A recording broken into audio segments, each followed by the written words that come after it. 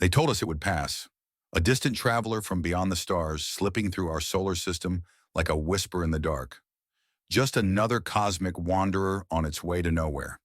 But the James Webb Space Telescope doesn't whisper. It screams truth into the void. And what it just revealed about 3I/ATLAS has turned every astronomical projection into a lie. The object isn't passing anymore. The trajectory has locked. The velocity vectors have converged. And for the first time in human history, we're watching an interstellar object actively adjust its course toward a planetary collision. Mars is no longer safe. The red planet sits in the crosshairs of something that defies every natural law we thought we understood. This isn't random. This isn't chance.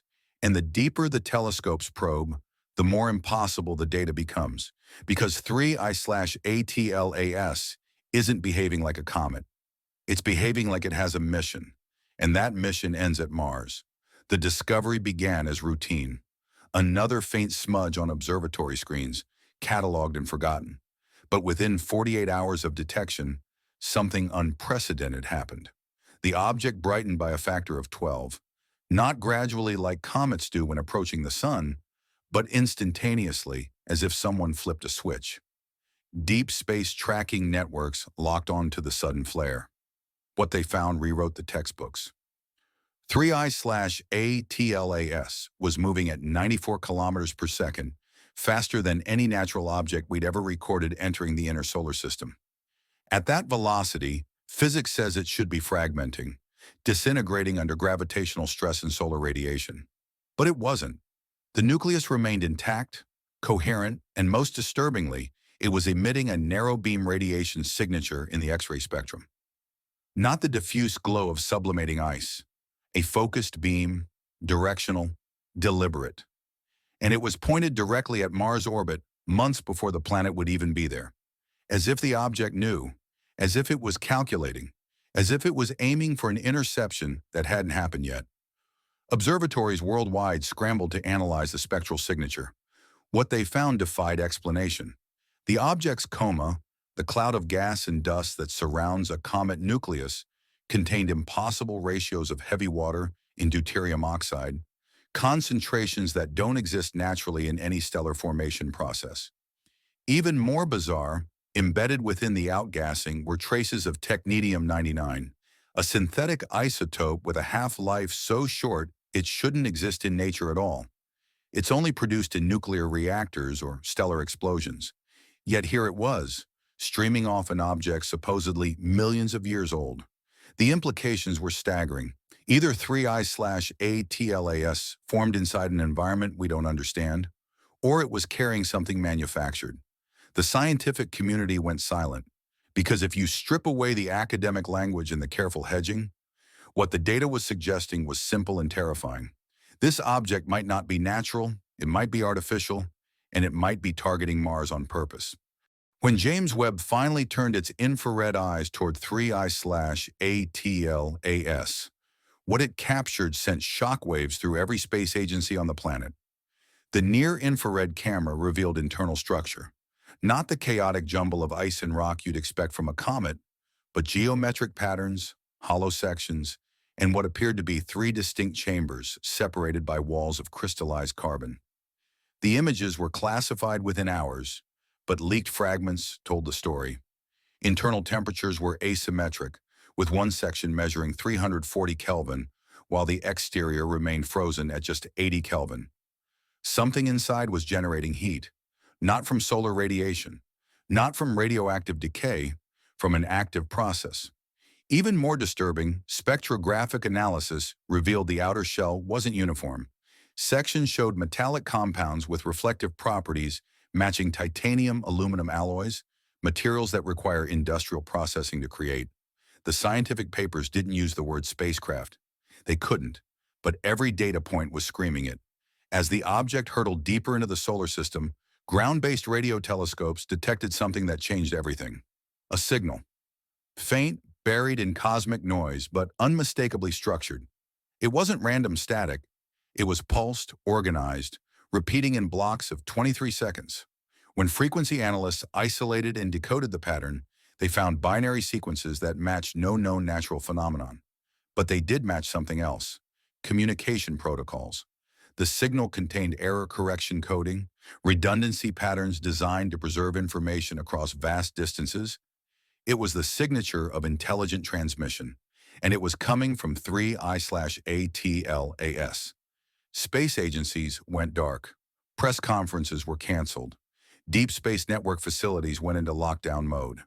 Because if this signal was real, if it was genuine, then humanity was no longer tracking a comet. We were tracking first contact, and first contact was heading straight for Mars at collision velocity. Trajectory analysis told a story that grew more ominous with each passing day. What had initially been projected as a distant flyby, a safe passage through the Martian orbital plane at over 4 million kilometers, had shifted. Not gradually, not through predictable gravitational perturbations, but through active course corrections. Multiple observatories confirmed it independently. The object was performing microburns, tiny velocity changes that required thrust. Each burn lasted exactly 11 seconds and occurred in pairs separated by 76-minute intervals. The precision was mechanical, and the result was undeniable. With each burn, the projected closest approach distance to Mars decreased. 4 million kilometers became 3 million, then 2.7, then 2.1. The convergence was accelerating. Simulations run by orbital dynamics specialists showed that at the current rate of trajectory modification, 3I/ATLAS would reach a collision solution within 22 days. Not a near miss, not a close encounter, an impact. Direct, catastrophic, inevitable, unless something stopped it. The global response was chaos wrapped in silence. Behind closed doors, emergency planetary defense protocols activated for the first time in history. Not against asteroids, not against known threats, against an interstellar object that seemed to be choosing its target. The International Astronomical Union convened in secret sessions. Data was quarantined. Public statements were carefully sanitized, but you can't hide physics. Amateur astronomers worldwide were tracking the same object, running the same calculations, and reaching the same conclusion. Social media erupted with trajectory plots, impact predictions, and questions that space agencies refused to answer. Why was 3I/ATLAS changing course? How was it possible for a comet to perform powered maneuvers? And most importantly, what would happen if it hit? The official response was silence, but leaked documents told a different story. Contingency plans were being drawn up. Not for evacuation, you can't evacuate a planet, but for aftermath, for communication loss, for potential contamination, for scenarios that read less like science and more like invasion. James Webb's most recent observation session revealed something that elevated the situation from crisis to existential threat. Multi-wavelength imaging detected structural changes within the object itself. The three internal chambers were no longer dormant. They were active. Thermal imaging showed heat signatures moving between compartments, as if something was circulating, distributing, preparing. Even more alarming, the object's rotation had changed. Comets typically tumble chaotically as they move through space, their rotation determined by random outgassing and gravitational interactions. But 3I/ATLAS had stabilized. It was now rotating at a constant rate, oriented with its long axis pointing toward Mars. This wasn't physics. This was targeting, gyroscopic stabilization, attitude control, the same techniques spacecraft use to maintain orientation during approach maneuvers. And as the object stabilized, something else happened. The X-ray beam intensified. It was no longer a faint signal.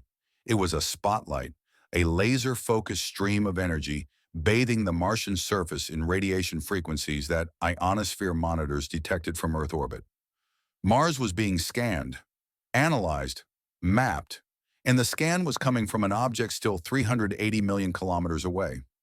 Researchers at Deep Space Communication Facilities made a discovery that sent the investigation spiraling into conspiracy territory. When they analyzed the signal structure coming from 3I/ATLAS, they found something hidden beneath the binary sequences. Mathematical constants, pi, Euler's number, the fine structure constant, universal values that any technological civilization would recognize. But embedded between these constants were coordinate sets, precise longitude and latitude values that, when mapped, didn't correspond to any point in space. They corresponded to points on Mars, specific locations on the Martian surface, and every single coordinate pointed to sites of geological interest. Ancient riverbeds, subsurface ice deposits, regions where orbital spectrometers had detected methane anomalies potentially linked to biological processes. It was as if 3I/ATLAS wasn't just approaching Mars randomly. It had targets, specific locations it had selected long before entering our solar system. The implication was staggering. This object had reconnaissance data. It knew Mars. It had studied the planet. And now it was coming in for direct engagement. As global attention focused on the approaching object, a pattern emerged that conspiracy researchers had been tracking for months. Ancient satellite imagery of Mars, decades-old photographs from Viking missions and early orbiters, showed anomalies that had been dismissed as pareidolia or camera artifacts. But when cross-referenced with the coordinates embedded in the 3I/ATLAS signal, the anomalies aligned perfectly. Symmetrical formations in Cydonia, geometric patterns in Arabia Terra, perfectly circular depressions in Utopia Planitia that showed none of the ejecta patterns typical of impact craters. Each matched coordinate precisely, and in every case, the formations exhibited characteristics that defied natural geological processes. Right angles and terrain features, parallel lines spanning hundreds of kilometers, reflective surfaces that appeared metallic under certain lighting conditions. Mainstream science had ignored these for decades, labeling them coincidence or optical illusion. But 3I/ATLAS wasn't ignoring them. It was heading directly for them, as if it recognized something we'd overlooked, as if it was returning to markers it had left before. The object's approach triggered something unexpected on Mars itself. The InSight lander, sitting dormant in Elysium Planitia with depleted solar panels, suddenly transmitted a burst of data. Impossible data. The seismometer, which should have been offline for months, recorded vibrations. Not from the surface, from deep underground. Seismic waves propagating from a source 140 kilometers beneath the Martian crust. And the pattern of those waves was structured, repeating, rhythmic. When seismologists analyzed the frequency spectrum, they found it matched the pulse rate of the signal coming from 3I/ATLAS. Beat for beat, pulse for pulse. As if Mars was responding. As if something buried deep within the planet was waking up in sync with the approaching object. The data was classified immediately, but fragments leaked to research networks told an impossible story. Mars and 3I/ATLAS were communicating, not through radio waves, not through electromagnetic signals, but through gravitational resonance, through seismic harmonics, through a form of interaction that suggested they weren't separate entities encountering each other for the first time. They were reconnecting. Trajectory specialists began modeling impact scenarios, and what they found was unlike any natural collision event.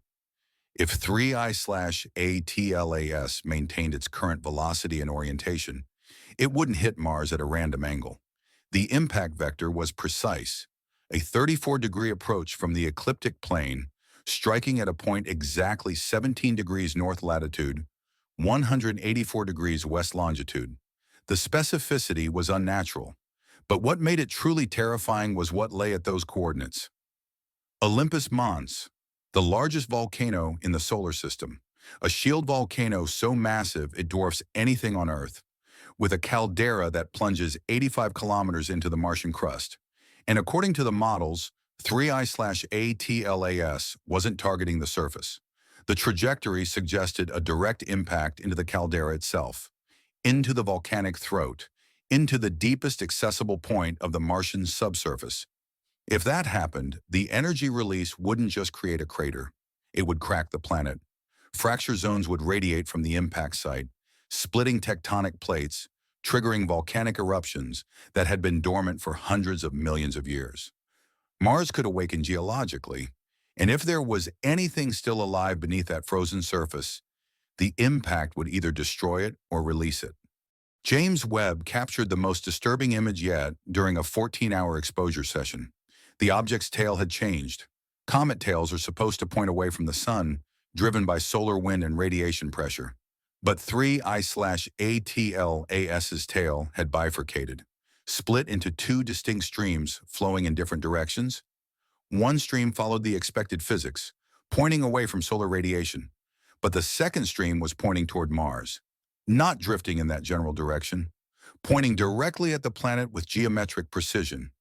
Chemical analysis of this secondary tail showed it contained not just water vapor and carbon compounds, but complex organic molecules, amino acids, nucleobases, the building blocks of life, and they were being ejected in concentrated bursts, as if the object was seeding its approach path with biological precursors. If Mars passed through this tail, and it would during the encounter, the planet's upper atmosphere would be saturated with organic compounds of interstellar origin. The contamination would be total, irreversible, and potentially transformative.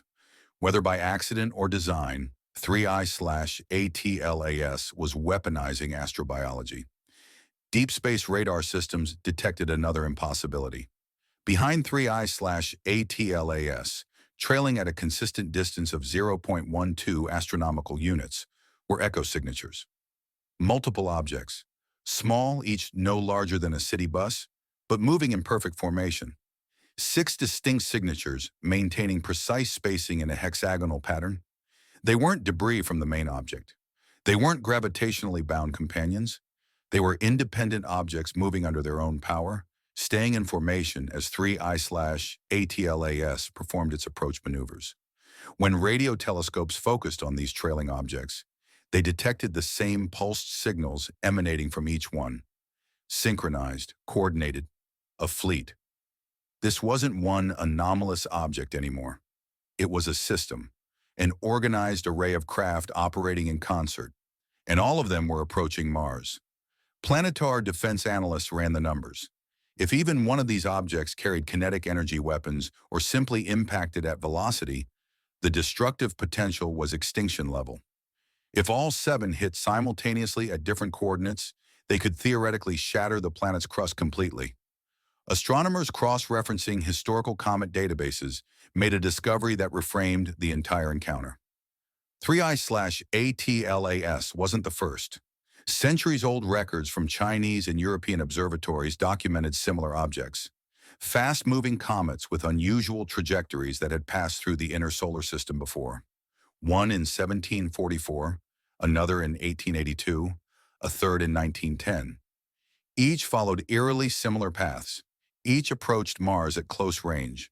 And in every case, historical records noted that Mars appeared to brighten slightly following the encounter, as if something about the planet changed after these objects passed. Modern astronomers had dismissed these as observational error or atmospheric conditions on Earth.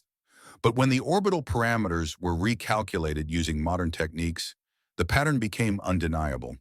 These weren't random comets. They were periodic visitors following a schedule, and 3I/ATLAS was right on time. Every 128 years, give or take a few months, one of these objects returned. Not from the Kuiper Belt, not from the Oort cloud, from interstellar space, from somewhere beyond our solar system, coming back, checking in. And each time Mars was the target. The question wasn't whether 3I/ATLAS would hit.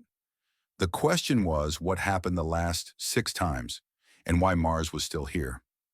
Quantum physicists at advanced research institutes proposed something that sounded like science fiction, but was grounded in cutting-edge theory. What if 3I/ATLAS wasn't traveling through normal space?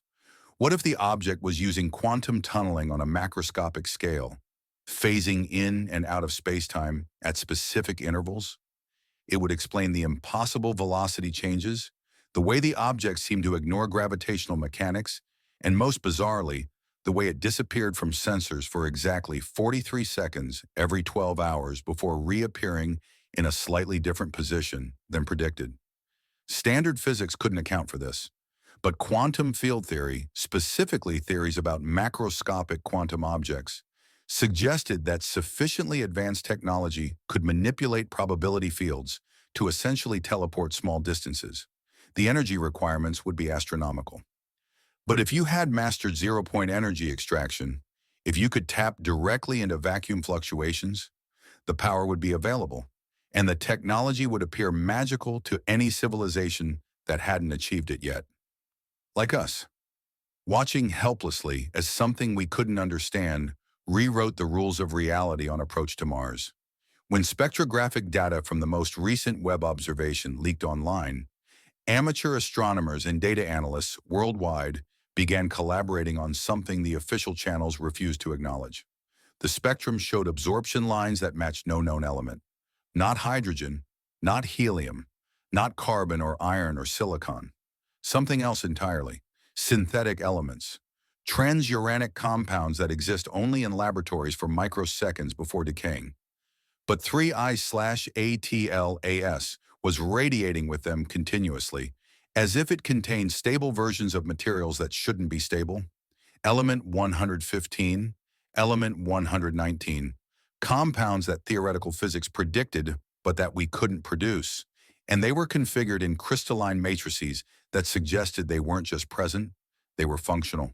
Power sources, propulsion systems, computational substrates. The object wasn't just carrying these materials, it was made from them, built from elements we didn't have access to, using physics we didn't fully understand, for purposes we could only guess at. And all of it was bearing down on Mars with mathematical precision. The final 96 hours before projected closest approach brought revelations that shattered any remaining illusions about the nature of 3I/ATLAS. Gravitational wave detectors, instruments designed to sense ripples in spacetime from colliding black holes billions of light years away, detected something impossible. A gravitational signature coming from 3I/ATLAS itself. Not the standard warping of space caused by mass. A modulated signal. Pulses of gravitational distortion that shouldn't exist at that scale. The object was somehow generating localized spacetime curvature, essentially creating micro wormholes or gravity wells on demand. This was technology centuries beyond anything humanity had theorized.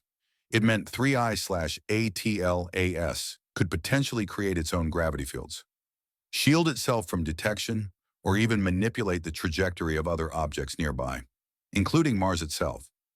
The implications were apocalyptic. If the object could generate artificial gravity, it could pull Mars slightly out of orbit during closest approach. Not much, just enough.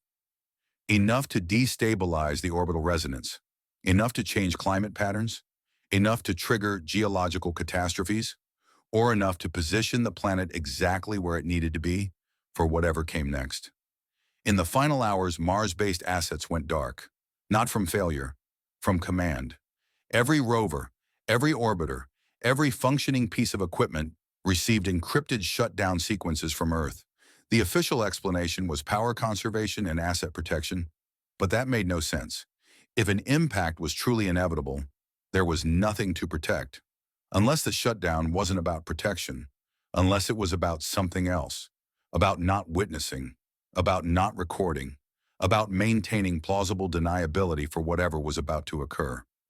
Because if 3I/ATLAS wasn't going to impact, if it was going to do something else entirely, something we didn't want documented, then the only solution was to ensure no cameras were watching, no sensors were recording, no telemetry was transmitting. And when the encounter was over, when 3I/ATLAS had done whatever it came to do, we could turn the instruments back on and pretend we never saw it happen, that we were just being cautious, that nothing unusual occurred, that the future of Mars and everything we thought we knew about our place in the cosmos hadn't just changed forever.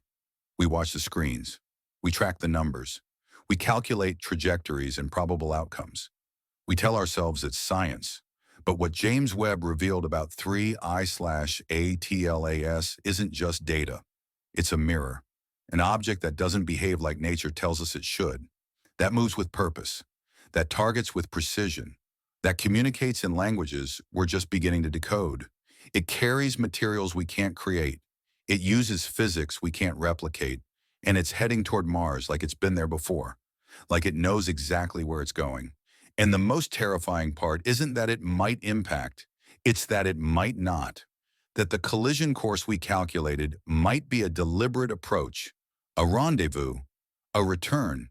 Because if Mars isn't about to be destroyed, if it's about to be activated, awakened, transformed, then everything we thought we understood about our solar system, about life, about being alone or not alone, becomes a question we're no longer asking.